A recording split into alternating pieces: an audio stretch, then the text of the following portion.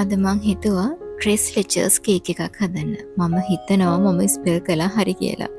කොහොම හරි මම මේ වීඩියෝ එක දැක්කේ Facebook එකේ චතු vlogs එකේ. ඒ වගේම තමයි මම තව පාරක් දැක්ක තව බොයි කෙනෙක්ගේ වීඩියෝ එකක්. හැබැයි මම ඒ බොයි කවුද කියන දැන් ඇත්තටම මට මතක නැහැ. මට මතක චතු vlogs එකේ බැලුවා කියලා තමයි. ඉතින් එයා හැදුවේ කීල්ස් එකෙන් ගත්ත බටර් කේක් එකකින්.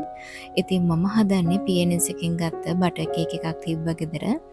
ඉතින් අන්න ඒකෙන් කෑල්ලක් අරගෙන මම දන්නේ මේකේ රස කොහොම වේද කියලා. අන්න ඒක නිසා ෂුවර් නැතිකමටම මම ගත්තේ පොඩි කේක් කෑල්ලක්. සාමාන්‍යයෙන් එක්කෙනෙක්ට පොඩි කෑල්ලක් හරියන විදිහට පොඩි පීස් එකක් කපලා අරගෙන මම ඒකෙන් තමයි මේ කේක් එක හදන්නේ. මෙන්න මේ විදිහට බටර් කේක් කෑල්ලක් කපලා ගත්තා. ඒ වගේම තමයි මම ෆ්‍රෙෂ් මිල්ක් කරන් තියනවා. ඊට අමතරව කන්ඩෙන්ස් මිල්ක් කරන් තියනවා. ඒ කියන්නේ මිල්ක් මේඩ්. ඉතින් මෙන්න මේ වගේ බටර් කේක් කෑල්ලක් කපලා අරගෙන කිරි ටිකක් මේ වගේ කප් එකකට දාගෙන ඊට පස්සේ මම ඒකට කන්ඩෙන්ස් මිල්ක් ටිකක් එකතු කරගත්තා. කිරි වල ප්‍රමාණයක් කියන්න බෑ. අපි ගන්න කේක් කෑල්ලට හරියන විදිහට තමයි අපි කිරි ගන්න ඕනේ. ඒ වගේම තමයි මිල්ක් මේඩ් එකතු කරනවා නම් මිල්ක් මේඩ් අපිට ප්‍රමාණයක් කියන්න බෑ. තමන්ගේ සීනි රස අනුව කැමති තරමක් එකතු කරගන්න පුළුවන්. මම නම් එකතු කරගත්තේ සාමාන්‍ය මේස හැන්දක් වගේ ප්‍රමාණයක්. හැන්දක් එකහමාරක් වගේ ප්‍රමාණයක් තමයි එකතු කරගත්තේ. මම ගොඩක් එකතු කරගත්තේ නැහැ. බටර් කේක් එකේ පැණි රස තියෙන නිසා. මෙන්න මේ විදිහට කන්ඩෙන්ස් මිල්ක් එකතු කරලා කිරි එක පොඩ්ඩක් කලවම් කරලා ඊට පස්සේ අපි කලින් කපාගත්ත බටර් කේක් එක තියෙනවානේ. අන්න ඒක කප් එකකට දාලා මේ හදාගත්ත කිරි එක අපි බටර් කේක් එකට දාගන්න ඕනේ.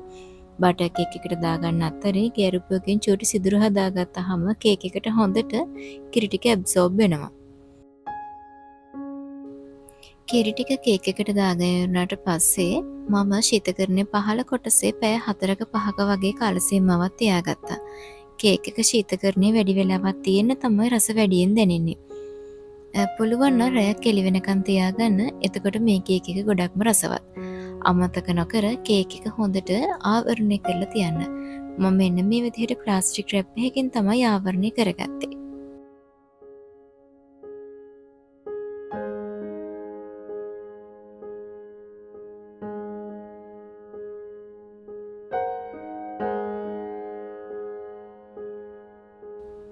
මේ තියෙන්නේ උදේ දැම්ම කේක් එක හවස් වෙලා එළියට ගත්තට පස්සේ. දැන් නම් පැය 4-5ක් ගිහින් තියෙන්නේ. කේක් එක ගැන කියනකොට කේක් එකේ හොඳ සුවඳක් තිබ්බා. ඒක නම් කියන්න ඕනේ ආවරණය අයින් කරනකොටම හොඳ කේක් එකත් එක්ක හොඳ කිරි සුවඳක් දැනෙනවා. ඒ වගේම තමයි කේක් එක හොඳ සොෆ්ට් එකකට තිබ්බා. ඒ කියන්නේ කේක් එක සාමාන්‍යයෙන් හොඳට ඉක්මනට කැඩෙන හරිම මෙලෙක් ගතියක් තිබ්බේ. ඉතින් මේ තියෙන්නේ ඒ කේක් එක.